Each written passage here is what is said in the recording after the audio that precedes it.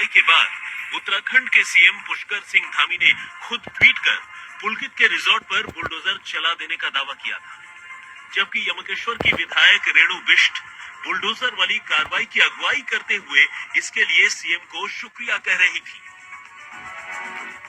मैं माननीय मुख्यमंत्री जी के पास गई और मैंने यहाँ की घटना से अवगत कराया कि वहाँ पे जनता कितनी रोष में है और उनके साथ क्या अन्याय हुआ है, उनको न्याय चाहिए। और जिस तरह से उस अंकिता भंडारी के साथ इस रिसोर्ट में, अवैध रिसोर्ट में वो घटना घटी गई है, उसको मैंने कहा तुरंत गिराने के लिए उसको यहाँ पे बुलडोजर चलाया जाए, ताकि यहाँ से दोबारा से जो आगे भी कोई इस तरह की कृत्य करने की सोचेगा, इस तरह गुनाह करने का सोचेगा, 100 बार सोचेगा कि हमें ऐसा करने से क्या मिलेगा। तो मैं आप सभी लोगों को मैं धन्यवाद देना चाहती हूँ, जो लोग यहाँ पे भी आए और इन्होंने सबने सहयोग दिया। और माननीय मुख्यमंत्री जी का सबसे ज्यादा मैं माननीय मुख्यमंत्री का देती हूँ, जिन्होंने तुरंत संज्ञान में लिया, इसके आदेश ध्वस्त करने के आदेश दिए। बचाना बंद करो, बंद करो, बंद करो, हत्यारों का संरक्षण बंद करो, बंद करो, बंद करो, सीबीआई जांच करवाओ, जांच कराओ। नमस्कार साथियों, मैं दीपक रावत और आप देख रहे हैं गढ़वाल एक्सप्रेस। साथियों, मैं आया हूं आज ब्लॉक दुगड्डा में, दुगड्डा ब्लॉक में आया हूं और आप मेरे बैकग्राउंड में देख रहे होंगे जैसे कि यहां पर बोर्ड वगैरह पकड़े हुए हैं लोगों ने। और यहां पर यमकेश्वर विधानसभा ये है, यहां पर अंकिता भंडारी के जो संदर्भ में जो हत्याकांड हुआ था उसके संदर्भ में जो इस समय उत्तराखंड में 86 भूचाल और भूकंप आया हुआ है, उसी के मद्देनज़र यहाँ पर हमारे साथ में रुचि कैंतुरा जी हैं, जो कि पूर्व में ब्लॉक प्रमुख भी रही हैं। और यहाँ पर जो प्रबुद्ध जन हैं, यहाँ के लोकल नागरिक हैं, और ये लोग समय समय से विगत 3 साढ़े 3 वर्षों से अंकिता भंडारी हत्याकांड में जो सीबीआई जांच करवानी है उसके लिए समय समय पर ये मांग करते रहते हैं अपनी, कि प्रदेश सरकार क्यों इसमें सीबीआई जांच नहीं करवा रही है। लोग आक्रोश में हैं यहाँ पर, और हर जगह आपको इस उत्तराखंड प्रदेश में आंदोलन दिख रहे होंगे, प्रोटेस्ट दिख रहे होंगे। तो चलिए बात करते हैं रुचि कैंतुरिया जी से। पहले तो मैं आपका धन्यवाद करना चाहूँगी कि आप अपने माध्यम से हम सब लोगों की आवाज़ आगे तक पहुँचाने का काम कर रहे हैं, इसके लिए आपका मैं बहुत बहुत धन्यवाद करती हूँ।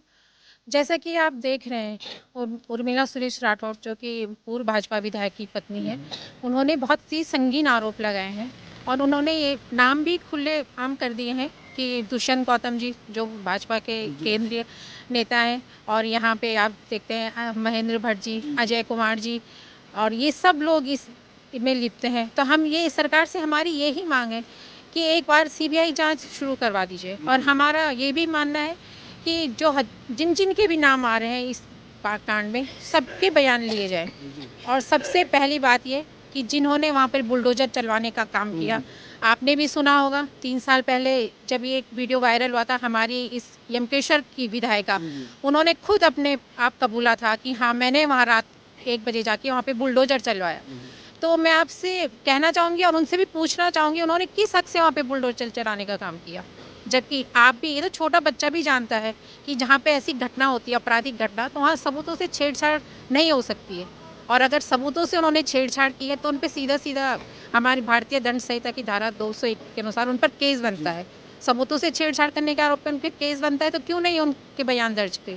एक बार भी हमने इतनी बार इस बात को उठाया है 3 सालों के अंदर, एक बार भी उनको कोर्ट में बयान के लिए नहीं बुलाया गया। तो हम चाहते हैं कि जिन के नाम इस प्रकरण में आ रहे हैं, सबके बयान दर्ज हों और जो भी वीआईपी है उसको सजा मिले।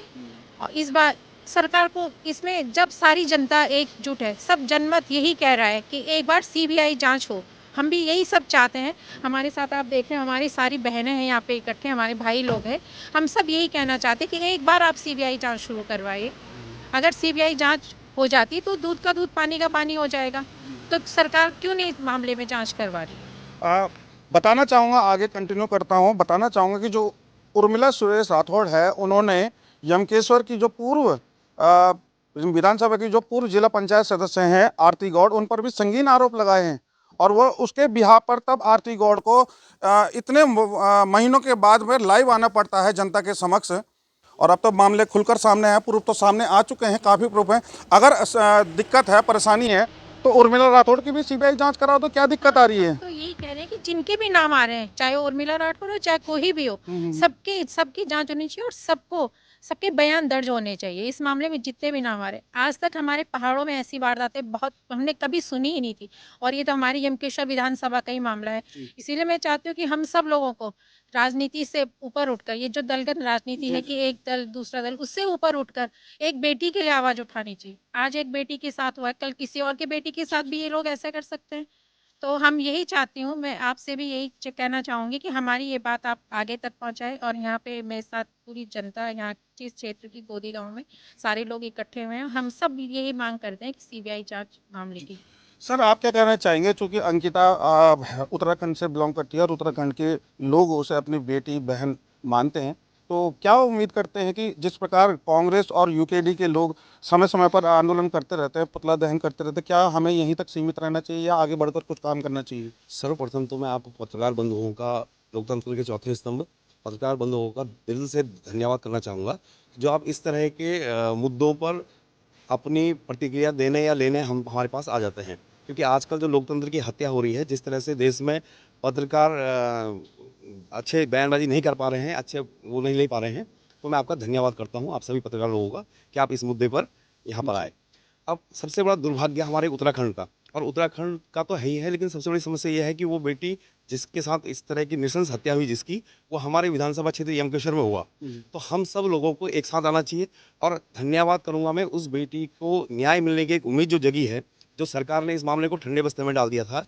तो जो उर्मिला सुरेश राठौर का जो प्रकरण था, इनके जो भी संबंध थे, जिस कारण ये प्रकरण दोबारा से मामला उछला है, तो हमें एक आस जगी है कि अब इस मामले में कुछ हो सकता है। क्योंकि जिस तरह की उन्होंने बयानबाजी करी है, जिस तरह के वो सबूत दिखा रही हैं, उससे लगता है कि वास्तव में अब इस मामले में दोबारा से एक बार जांच होनी जरूरी है।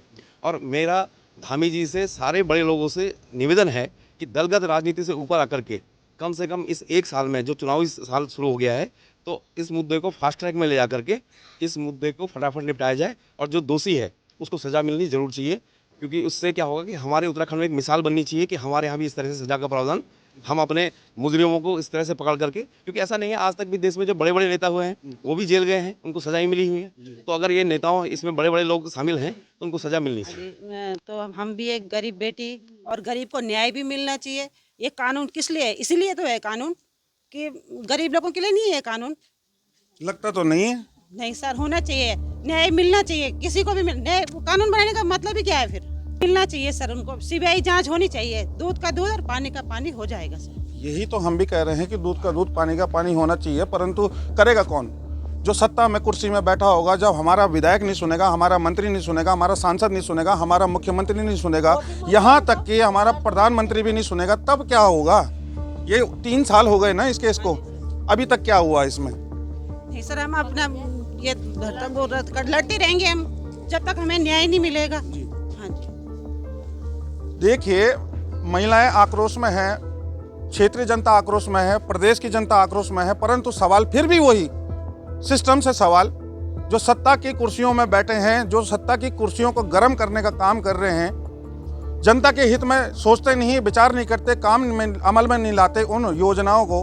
आप सोचिए कि कितनी गंभीर बात है कि 3 साल हो चुके हैं, उसकी माँ चप्पलें घिस घिस कर थक चुकी है, परेशान हो चुकी है, परंतु आज भी उसकी बेटी का न्याय अधूरा है। कैसे? इसके लिए जिम्मेदार कौन, कि क्यों अभी तक सीबीआई जांच नहीं हो पाई है? चलिए दोस्तों, धन्यवाद।